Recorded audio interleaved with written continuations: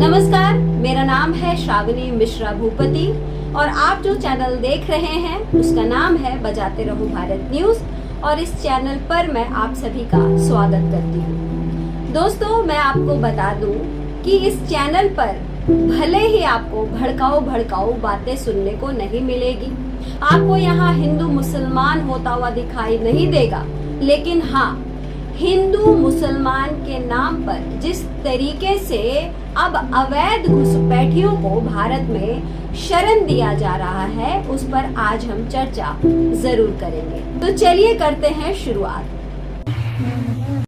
उठा ले। हेलो, कहाँ हो मीना जी?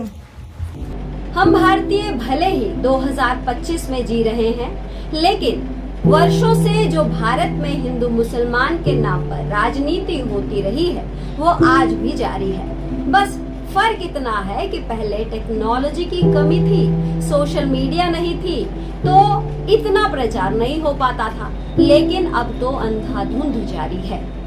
मुस्लिम नेता मुसलमानों के हक की बात करते हैं और हिंदू नेता हिंदुओं के हक की, लेकिन इन सब के बीच कोई तीसरा है जो इसका भरपूर फायदा उठा रहा है, तो वो है भारत का कट्टर दुश्मन देश जिसका नाम है पाकिस्तान। इस बात का जीता जागता उदाहरण है 2023 में भारत में अवैध तौर पर घुसी पाकिस्तानी सीमा हैदर, जो आज तक भारत में अवैध तौर पर बिना किसी खौफ के रह तो रही है, साथ ही वो यहाँ अवैध तौर पर अपना यूट्यूब, फेसबुक, इंस्टा जैसे सोशल मीडिया प्लेटफॉर्म्स के जरिए मोटा कारोबार भी चला रही है।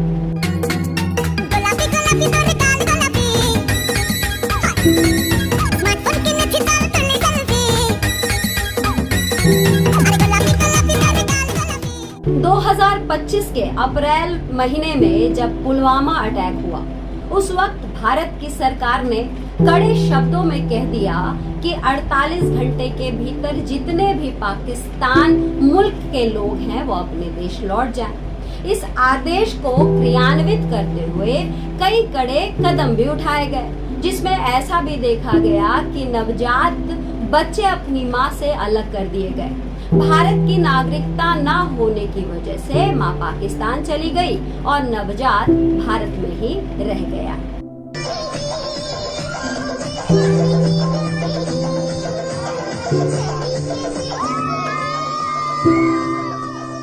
इतना सब होने के बावजूद भारत ने पाकिस्तान से अवैध घुसपैठ के तौर पर रह रही सीमा हैदर को लेकर ना कोई आदेश जारी किया और ना ही कोई बयान ही दिया।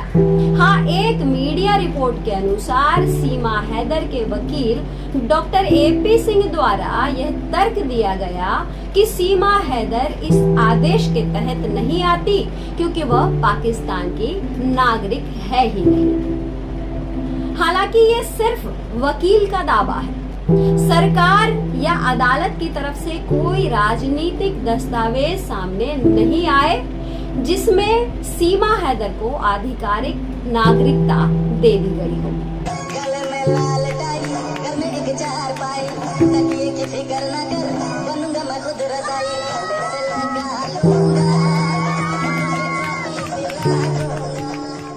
नारी की नागरिकता उसके पति के आधार पर बदल जाती है, लेकिन ऐसा तब नहीं होता जब नारी के नाम के साथ अवैध घुसपैठ जुड़ जाता हो।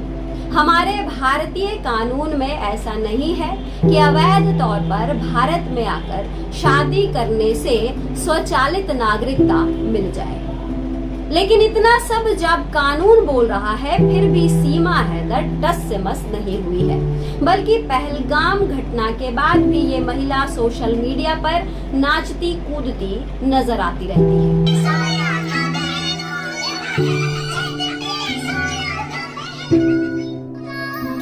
सदा सुहागन रहूं मैं भोले, दे दो ये सौगात है शिव जी। आज हम सीमा हैदर को लेकर कुछ ऐसी बातें करेंगे जिसके बाद ये समझना सभी के लिए थोड़ा सरल हो जाएगा कि आखिर सरकार इस अवैध पाकिस्तानी के लिए इतना लचर रुख क्यों अपना रही है। आइए पहले कुछ कानून संगत बात कर लेते हैं। भारत में विदेशी अधिनियम फॉरेन एक्ट और पासपोर्ट एक्ट के तहत किसी भी विदेशी नागरिक का बिना लीगल डॉक्यूमेंट के एंट्री घोर अपराध है। पाकिस्तानी सीमा हैदर ने भी भारत में अवैध प्रवेश लिया, लेकिन प्रवेश लेते ही सीमा हैदर ये कहना शुरू कर देती है कि उसका हिंदू संस्कृति की ओर झुकाव पाकिस्तान में रहते हुए ही हो चुका था और तभी से वह इस्लाम धर्म को छोड़ हिंदू धर्म और संस्कृति को अपना चुकी है।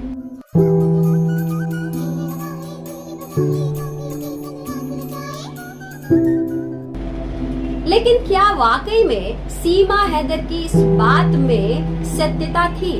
जवाब है बिल्कुल नहीं, क्योंकि ये बात हम सभी जानते हैं कि सीमा हैदर ने ऐसा केवल राजनीतिक और सामाजिक स्वीकृति पाने के लिए किया ताकि वो खुद को देश निकाला और डिपोर्टेशन से बचा सके। सीमा हैदर जब भी मुसीबत में फंसती है तो हिंदुत्व का बखान अपने सोशल मीडिया के जरिए करना शुरू कर देती है ताकि उसे राजनीतिक और सामाजिक संरक्षण लगातार मिलती रहे। भारत देश की खूबसूरती देख के तो मैं दीवानी हुई हूँ और यहाँ हमारे सनातन धर्म में जब मैं हिंदू धर्म में आई हूँ, यहाँ की खूबसूरती देख कर आई हूँ। यहाँ कोई 3 तलाक कह के छोड़ नहीं देता, किसी औरत की जिंदगी बर्बाद नहीं करता, पत्नी एक ही रखते हैं। सनातन धर्म में अपनी औलाद से, अपनी बच्चों से, अपनी बीवी से प्यार करना सिखाया है। जब फॉरेन एक्ट और पासपोर्ट एक्ट के तहत किसी भी विदेशी नागरिक का प्रवेश बगैर लीगल डॉक्यूमेंट्स के अपराध की श्रेणी में आता है, तो फिर एक अपराधी महिला को भारत में अब तक क्यों संरक्षण दिया गया है? तो उसका सिर्फ एक ही जवाब है और वो है हिंदुत्व कार्ड जो इस पाकिस्तानी महिला ने अपने बचाव के लिए इस्तेमाल किया है। अब यहाँ सवाल ये भी उठता है कि जिस प्रकार से भारत सरकार इस अपराधी महिला के खिलाफ कोई कार्रवाई नहीं कर रही है, क्योंकि बीते लगभग 2.5 साल से इस महिला के खिलाफ न तो चार्जशीट पेश की गई है और न ही इसका अभी तक ट्रायल ही शुरू हुआ है। इस पूरे घटनाक्रम को देखते हुए क्या ये मान लिया जाए कि भारत सरकार द्वारा सीमा हैदर को पाकिस्तानियों के लिए एक बड़ा उदाहरण बनाया जा रहा है कि कोई भी पाकिस्तानी सलमा या फिर सलीम यदि भारत में बिना लीगल डॉक्यूमेंट्स यानी अवैध प्रवेश लेने के बाद सलमा से सीमा बन जाती है और सलीम से संतोष बन जाता है, तो उसे बड़े ही आसानी से भारत में रहने दिया जाएगा और साथ ही उसे अपना कारोबार चलाने का भी मौका दिया जाएगा। यह बात हम इसलिए कह रहे हैं क्योंकि लगभग 2.5 साल होने को है तब से लेकर अब तक सीमा हैदर राजनीतिक और सामाजिक लाभ उठाने के लिए इस हिंदुत्व कार्ड को अपनाकर विक्टिम कार्ड खेल रही है। कहती है तेरी पायल तूने किया मुझे घायल। भारत के लोगों ने कई बार इस विषय को लेकर सरकार से सवाल भी किया, लेकिन भारत सरकार ने इसका आज तक कोई उत्तर नहीं दिया है। अब यहाँ पर मन में ये भी सवाल उठता है कि क्या सीमा हैदर का मामला CAA कानून से जुड़ा हुआ है? तो जवाब है नहीं और इसके कई जवाब हैं। पहला जवाब ये है कि CAA कानून 2014 से पहले भारत में आए लोगों के लिए है। दूसरा जवाब ये है कि सीमा हैदर पाकिस्तान से मुस्लिम महिला के तौर पर आई, ना कि अल्पसंख्यक शरणार्थी के तौर पर, और ये बात का प्रमाण सीमा हैदर के पाकिस्तानी दस्तावेज चीख चीख कर दे रहे हैं। सीमा हैदर का मामला एक ऐसा उदाहरण बन गया है जहां धार्मिक रूपांतरण को संभावित कानूनी लाभ पाने का माध्यम माना जा रहा है। यह भारत में हिंदुत्व की राजनीति, राष्ट्रीय सुरक्षा और धार्मिक शरणार्थियों की नीति के बीच एक नया विवाद खड़ा करता है। नमस्कार, मैं हूँ श्रावणी मिश्रा।